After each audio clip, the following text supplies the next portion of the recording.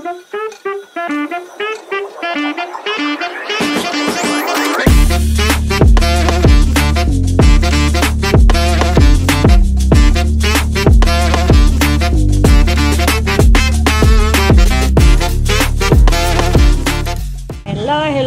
good afternoon. Tanghali na, magluto tayo ng ating gulay. Labong. Nano ko na po siya na pakuluan. Dito cook na lang yan. Tsaka siyempre ang ating pansahog. Yan. Malalaking hipon. Hipon si hipon. At siyempre ang ating mais na ginayat na mais. Ito naman kung bakit may mais, pampalapot ng sabaw at saka pampasarap yan. Siyempre hindi mawala ang ating saluyot at saka dinagdagan ko ng okra. Yan. At saka yung ating kakanggata para yan sa panghuli nating ilalagay natin sa panghuli kasi yan ang pampasarap. At sa ngayon, nagaluto na ako doon. Pinapakulo ko na yung pangalawang gata natin. Yun ang iluto natin dito. Yan. Kaya, tingnan natin doon. Kung kumukulo na, ilagay muna natin mauna nitong mais natin para lutong-luto siya. Kaya na yung ating pangalawang gata yan. Malapit na siyang kumulo. Ayan. Mukulo na nga. Usual, siyempre nagluluto ako sa kahoy. Pag ganito ang aking mga niluluto na matagal malutuin, sa kahoy ako nagluluto. Ilagay na natin itong mais natin kasi kailangan lutong-luto yan. Yan na siya ang inuuna ko. Pag malambot na siya, saka natin ilagay yung labong at saka kanyang mga sahog kasi yung labong luto na yun, napakuluan na natin. Yung saluyot naman at saka okra, mabilis lang din yun lutuin. Siyempre, ang ating hipon, hindi naman kailangang luto o ilaga natin ng gusto. Kaya antayin natin na kumulo yan at saka lumambot ang ating mais. Yan. Nantabayanan, balikan ko kayo mamaya. Mga friend. Hello. Ayan. Kulo na ang ating luto na to ang ating mais. Ilagay na natin yung ating labong. Labong. Ilagay natin labong. Ilagay na. Tsaka gusto ko kasing yung aking saluyot is yung lutong-luto. Yan na, sinasabay ko na yan siya sa labong. Pahuli ko na lang yung okra. Kasi yung okra, isang kulo lang yan, okay na. Yung dahon kasi ng saluyot, gusto ko yung itong luto ba siya. Yan. Natin, kitang-kita na siya ang ating mais. Yun, yung mais natin, kitang-kita siya sa labong. Yan. Kumulo at saka yan, okay na yan. Tapos ilagay na lang natin sa taas ang ating hipon para maluto siya ng maayos. Hipon, gusto ko kasi yung hipon, yung malasahan mo talaga ang lasa niyang hipon. Kasi pag saglit lang lulutuin, parang hindi ako satisfied. Tsaka, lagyan din natin ng shrimp, Norcue. Yan. Lagyan ko yan para sobrang sarap. Tsaka, siyempre, hindi nawawala ang ating pampasarap, si Magic na masarap, at saka ang ating asin. Yan. Yun. Tapos iganyanin lang natin yan, patakipan lang natin para ang kulo niya maayos at mag-combine ang lahat na ingredients at maluto ng masarap. Ganyan. Hello.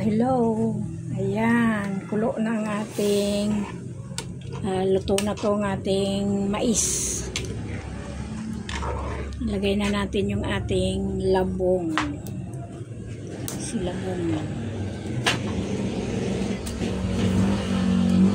Ilagay natin yung labong. Ilagay na. Tsaka gusto ko kasing yung aking saluyot is yung lutong-luto. Yan na, sinasabay ko na yan siya sa labong. Pahuli ko na lang yung okra. Kasi yung okra, isang kulo lang yan, okay na.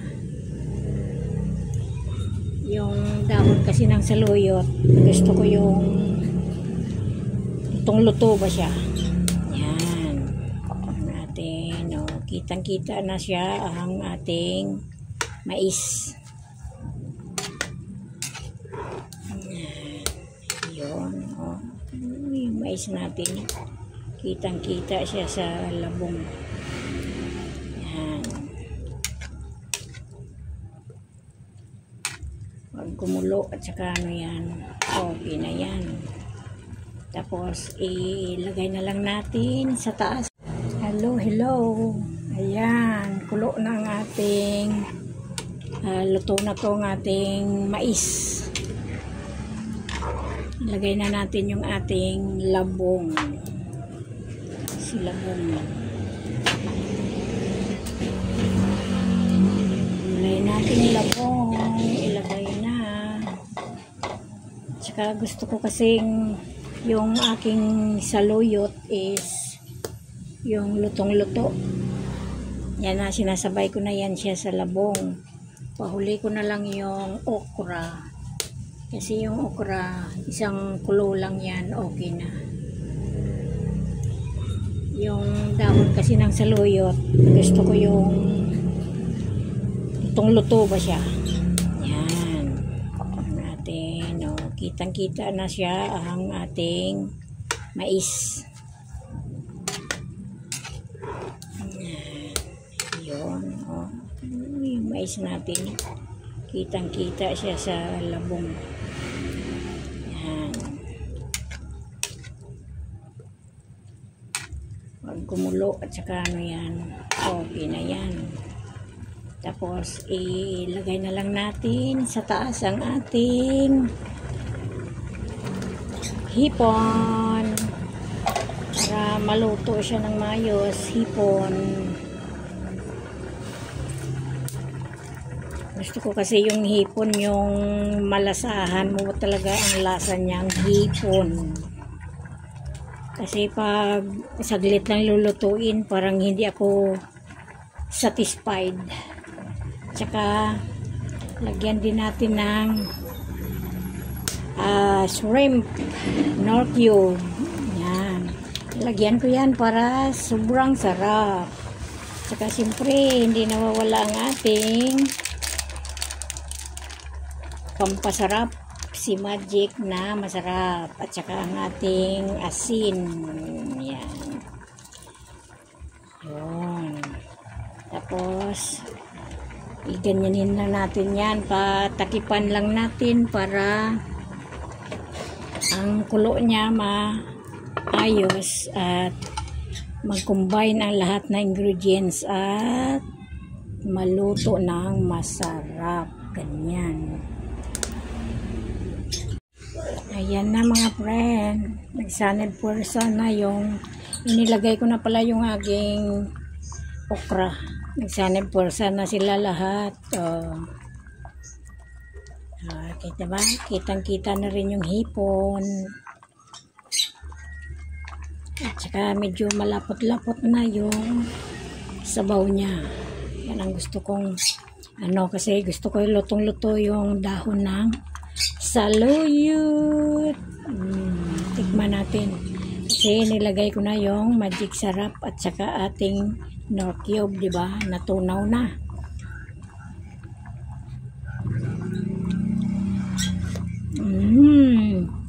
Siyempre, napakasarap ang luto ko. Siyempre, luto ko yun Pero kapag natikman nyo, baka sabihin nyo, totoo ang sinasabi ko. Diba? Ang mukha niya pa lang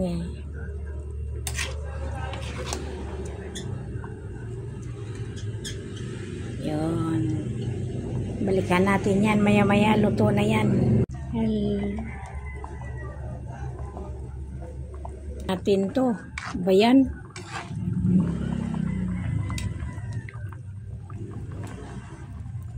Kuluin pa natin ng kaunti kasi yung okra medyo kunting mga 2 kulo pa. Kasi ng ating okra, kakalagay ko lang. Parang gutom na nga din ako Yan. Yan lang ang aming ulam at saka may kunti akong pritong tuyo. Yun. Diba? Sarap ng mukha niya.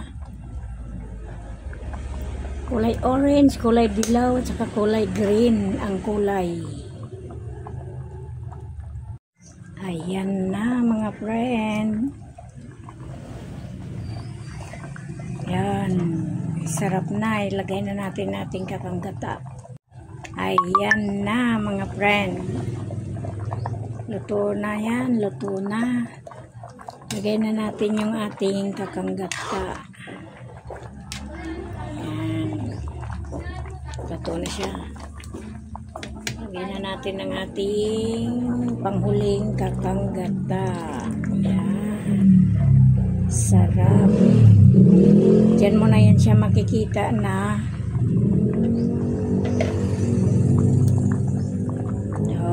gumanda na yung kulay.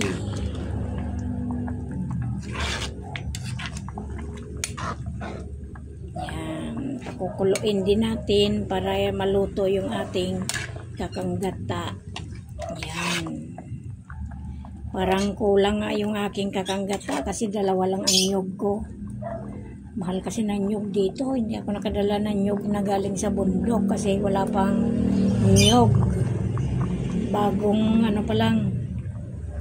Tinignan namin yung aming mga buko doon. Alanganin pa. At saka matagal pa tayo magkaroon ng nyug. Kaya okay na yan.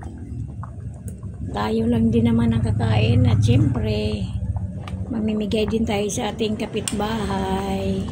Kasi marami ito, malaking kaldero to. Mamimigay tayo sa ating kapitbahay. Yan. Takipan natin yan at saka kasi magsukad na. Maghain na tayo ng ating pagkain. Yan, kasarap.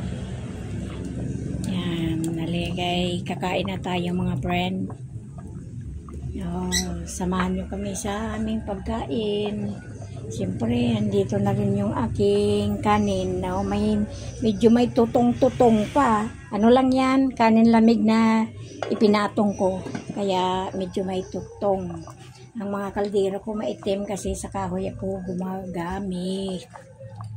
Ngayon, ang aking imgas, pang emergency lang, pang madalian ba.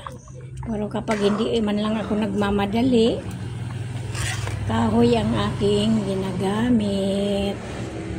Ayan na. Ulo na. Takipan muna natin kasi mag-aain ako ng kanin. Yan. Hello. Ito na po ang ating ulam. Nasa kainan na tayo. Sa kainan na. Sa lamisa. Siyempre, hindi mawala yung ating kanin. Yan ang importante. At saka ang ating ulam, labong na gulay, kinataang labong. At saka siyempre ang ano tawag yan? nabubulol ako sa aking sinasabi sa tuyo. Ano yan, pampasarap sa panlasa. Ayan, yan yung ano ito, laman loob ng karni ng baboy. Yan. Saka may konti pa silang ano ba yun, adobo rin. Ganon din yun eh, baboy din po eh. Nagkahiyaan pa sa konting ano kaninang umaga yan, almusal nila. Kanton. Yan. Sayang naman itapon. Kainin natin ngayon sa tanghalian. Kaya kain na tayo mga friend. Ano sa palagay nyo yung ating ulam ngayon?